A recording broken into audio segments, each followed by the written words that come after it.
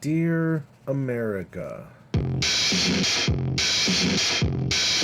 You know, I don't even know where to start with this video because being Canadian the last couple of years has been very exhausting, and what's just happened recently with the tariffs has, it's almost been like the final blow where, you know, you think you have enough energy to get back up, and then your own team just knocks you back down. It's all as a result of having a narcissistic child man in government that just has no understanding of leadership or how to run a country or anything. A failed drama teacher that has had nothing but failures and scandals, and just applying a woke agenda and doubling down on it every single time. Not to mention, of course, the trucker convoy and everything like that during COVID. It's been exhausting. And when Trudeau resigned, Canadians got a little bit of hope, and we started to get energetic, and we were excited for Americans to finally bring in a leader that is powerful and knows what he's doing, like in his second term.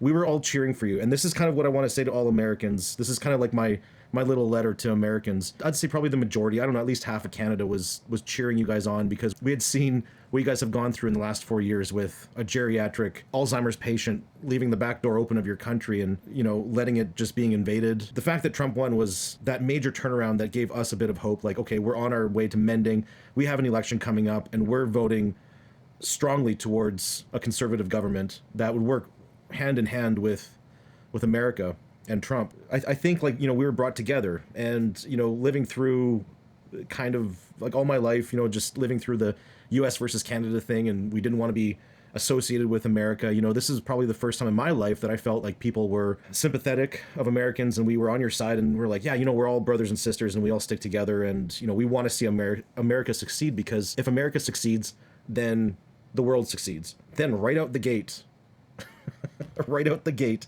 is the tariffs. And honestly, I didn't know what to think, like, if it would even happen, because I thought, you know, Trump's demands were pretty minor. Secure the border and pay your fair share of NATO. Seems reasonable. Because Trump, you know, has this thing about subsidizing us, which isn't true. I did watch a pretty good video on CBC, the government propaganda website, explaining, like, you know, the trade situation and everything, and America's not subsidizing. According to the US Census Bureau, the hard numbers are pretty clear. Canada exported $427 billion worth of goods to the US, while the US exported $355 billion worth of goods to Canada. The difference between those two numbers, about 72 billion US, or about 100 billion Canadian. He talks about, I'm a trader, I love trade, I want so much trade, but it has to be fair. But what he means by fair is that if the US has a surplus, it's fair. If the US has a deficit, it's unfair. So maybe that's where Trump is getting this $100 billion figure from. Except if that's the case, it's misleading. Because what I just showed you was the trade deficit in goods, physical things. But think of all the other things that Americans sell to Canadians, from financial services, telecommunications, air transport, consulting, hell, even Netflix. It's very important to look at services as well, because services has been a growing part of trade for many decades now. Yes, any honest accounting of a trade imbalance must take services into account, because that's trade. And when you look at that balance sheet in services, the US actually has a surplus over Canada of about $32 billion US, which doesn't wipe out the deficit in goods, but it certainly pulls the two countries a little closer together. The actual total trade imbalance between Canada and the US is about $40 billion US, or 57 billion Canadian, in Canada's favor. But let's set aside the number, because, like I said at the start, I don't know if it's clear to anyone where Trump is getting his numbers from, because he hasn't explained it, even when asked. But there is a bigger question here about how Trump appears to be framing the trade imbalance. This is one of those tactics that Trump is doing to just make it seem like everything's unfair for him and all this other stuff. You know, I like the guy, but, you know, he's kind of being a bit of a, I'm not going to say he's lying, but he's looking at the wrong, or using the wrong numbers, you know, in order to make it seem bigger than what it is. And then if he throws those numbers out, a majority of the population aren't going to understand what that means. And they're not going to look it up, because honestly, you know, America's stupid. and so are Canadians. And so we just hear these numbers and we're going to assume that he's probably right about it, but he's lying. There is no subsidy, there is a deficit, but doesn't necessarily mean that it doesn't help out the states. If you want to talk about $100 billion deficit in trade, we can start with the US not manufacturing as much stuff as they used to and not having as much resources as Canada. So they rely on Canada for a lot of these resources that through the free trade agreement. Oh, and don't get me started on the Canadian dollar. We're at like 68 cents right now we haven't been at par with the States for a very long time. Like I think since like 2011 or something like that. So when US businesses come up here and they do production and they do whatever that they need, they're getting a 25% discount right off the bat, regardless of when you look at like how much the actual deficit, the trading deficit is, and how much they're making off of services. You take that, put it towards NATO, and to me, I've always seen that as kind of like the agreement of like they can take our resources on like pennies on the dollar, do whatever they want with it, make a profit off of it, and that profit is kind of what was that deal of like, well, you protect us, like if anyone attacks us, no one's going to attack Canada. Regardless, I mean, that doesn't mean that we should not have our own military that we keep and pay our fair share of NATO, even though I think all that's baloney anyways. Like there should be no business in war, but that's just me. We're all getting a good deal here. There is no, one is benefiting from another or whatever. A trade deficit doesn't necessarily mean a benefit for one or the other. It just means that we don't buy as much from the States as they buy from Canada. And the fact that he says stuff like, oh, we don't need their oil, we don't need their trees, we don't need this, we don't need that. Oh, yeah, you kind of do. And it's not us being like cocky pricks or anything. Like you guys kind of do depend on us. I feel like it was more of like a tactic to scare Canada, and possibly if it is to get us to be the 51st state, it's a good tactic. It kind of worked on my psyche for sure. Here's my process in which I, from start to finish or start to now, how I sort of saw things. No, I did not want to be the 51st state.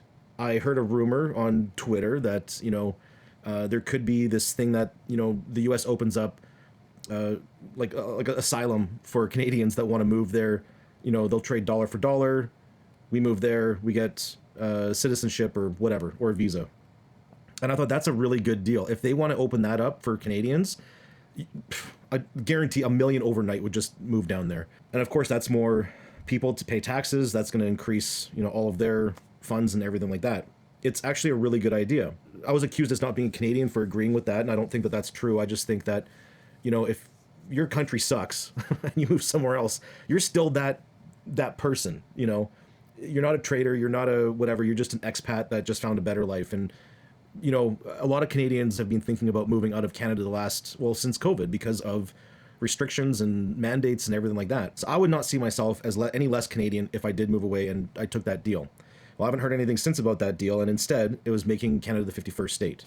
That came sort of around the same time as that rumor tweet came out, and I'm against that for many reasons. I mean, Canada's just safer. I mean, it was. I mean, now you go to bigger cities, it's not safer. That's just due to our own, neglectful government and police, and turning a blind eye to all the things that are. It seems like they're deliberately trying to break this country, and when I say they, it's just everything that's the government, that's the system, whatever it is. It's like there's a deliberate attack from within in Canada. If Trudeau just would have done nothing and just kept everything going from Harper, everything would still be okay. And yet, it's like they do everything to make things worse here. The money printing, the lack of medical system here, that we get taxed, and most of our tax goes to a medical system that we can't even utilize. I don't have a doctor. I can't get one. I can go anywhere in the city and I cannot get a family doctor.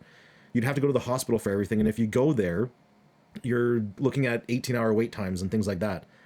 Unless it's a real emergency, like you're bleeding to death. And even then, I don't even know if you'd be able to get in right away. Everything's at full capacity. Or there's just no nurses, there's no doctors. There could be beds, but if there's no one to actually look after you, then you're kind of hooped. I'm not over-exaggerating here. I'm not being melodramatic. I am 45 years old this year, and I've been through over 4 decades of conscious, experiencing Canada, and this is the absolute worst, to the point where, yeah, I want to move. I want to get out. I don't like this government. They're holding on to power. So the 51st state was not on my list. I was like, nope, we're not doing this. I want to be Canadian. Keep the border. Like, if we do become the 51st state, keep the border and still have some sort of system where, there's checks and balances of people coming in. Because my whole thing of the states is that, yeah, there's people coming in from Mexico mostly, or through Mexico, I should say. Not all Mexicans, but I mean from other countries and stuff. There's terrorists, there's bad people coming in. And that's very true. I mean, the Americans are seeing that over the last 4 years, and we don't want any of that trickling in here. Some communities, we keep our doors unlocked, and we're fine here the way we are. We don't want any of that drama, or we have enough of the tranny story time hour and stuff like that. We don't need more of it here. We just want to be left alone. But now it's these tariffs. For some reason, these tariffs have really broken me down to a point where I'm just like, I give up. Whatever. If we get taken over by the states, there's an annex. Like, I'm totally fine for that. Why I wanted to make this Dear America video is just as a message to Americans that you guys were going through like the worst kind of stuff the last 4 years. And you're still going through crap. I mean, you've got all this UFO and drones and getting missiles in Philadelphia, plane crashes and all this stuff, weird fog. I mean, like, fires in LA that obviously there's some conspiracy stuff there. You guys are a shit show right now. Like, you think we have it bad here? I mean, I don't know. I don't know if there's any safe space in America, because honestly, what the hell is going on there? It's like, and you guys are going through like a financial crisis. People can't afford homes or to eat or whatever. Like, you guys are going through the exact same thing we are here. But the problem is, you guys have this false sense of power since Trump won, and now you guys went from like this suffering nation under old man Biden that can't even get through the day without pooping his pants. It's like that. You guys just turned on a switch and said, okay, now we're taking over Canada. We're taking over Greenland. We're putting tariffs on everyone. The Panama Canal, we're going to take that back. Oh, now the Gulf of America. Like, all this stuff, you guys just totally forgot the last 4 years. And you're on this like weird power high, this surge of power. And I don't think you guys really understand, like you need to fix your stuff first before you come attacking other countries and stuff. This is just very premature. The US isn't perfect. And it's gone downhill definitely in the last 4 years. And you guys just got to get back to like 2018, 2019 kind of era before you should probably start thinking about doing whatever else. I get it. Trump's trying to get as much done as possible. But right now, I don't know. This is the way that it's affecting, I don't know, maybe average American. I don't know. But you guys are kind of going power crazy right now. And it's a little annoying. And I think what triggered this video is, tonight there was 2 hockey games. There's one in Ottawa and one in Calgary. And Ottawa, sure, that's where the government lives basically in Canada here. And that hockey team was booing the national anthem, the American national anthem. And I just want to say right now, Ottawa is not Canada. They do not represent Canada. That's where the government and all government employees live basically. We don't like Ottawa. We don't like the government. We don't like that area. We barely even like Ontario. Which is where Ottawa is. It's the capital of Canada, and it's in Ontario. So, for the Americans that don't know, it's like the DC of Canada. But for it to happen in Alberta is weird, because I think a lot of Albertans are they've been wanting to separate from Canada. They're something that we call Wexit here, West Exit, taking like BC, Alberta, possibly Saskatchewan, and creating our own either country or else joining the States. We've been talking about that for the good part of a decade, if not longer, because Alberta is the moneymaker of Canada. And without Alberta, the rest of Canada would completely tank. For them in Calgary at that hockey game to boo the American national anthem, that's kind of weird to me. It could be maybe the same sentiment that I have right now is like, I think Americans need to like slow their roll a bit and like take some stock in what they need to fix first before they attack us, because we're already doing pretty bad. And then to put tariffs, well, that's not only going to affect us, it's going to affect you guys. Like, this tariff war is just going to make everyone's life a living hell. At the end of the day, you have to just calm your tits and leave us alone for a little bit until we get our shit figured out, because we have a stupid government that's holding on to power. And the more that you put a crisis on us, the more they're going to stay in power, and we won't have an election. And if that's the case, like, everyone suffers. We need to get our election happening ASAP so that we can change the government and then work with you guys and then figure out a good deal and then start paying our fair share in NATO and in this whole tariff war and stuff like that we can trade and do a lot better. Open up the pipelines. I mean, right now you guys are taking advantage of us with the oil because you're buying it on, pennies on the dollar, and then you're processing it, refining it, and then you're selling it elsewhere for a huge profit. Oh. Like, this is a stupid dick measuring contest with an egotistical dummy of a Castro's son dealing with another egotistical hothead, president that is way more powerful. So the fact that we're standing up for ourselves and everything is just baloney. Well, I mean, yeah, there are a lot of Canadians that are very stupid and saying, like, yeah, Canada first, Team Canada, bleh.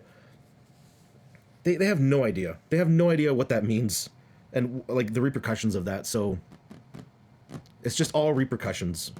And it's a bunch of rich people just fighting it out, and then we suffer because it doesn't affect them whatsoever. They could completely tank each country. They don't care. They're set for life. They own everything, or what they need to live. At the end of the day, we don't need government at all. We just need a local government and then an army, and that's it. But the fact that government has so much power and the banks have even more power is just too much. And we just get hurt at the end of the day, basically. So, calm your tits, America. You're, we had a good thing going. We liked you guys, but it's starting to piss us off now, because we're really easygoing people here, and we just want our simple life. We don't want any bullshit coming up from the south. So, all right. Hopefully this all ends soon, and we can get on with our lives and start making money and not fighting. Thanks.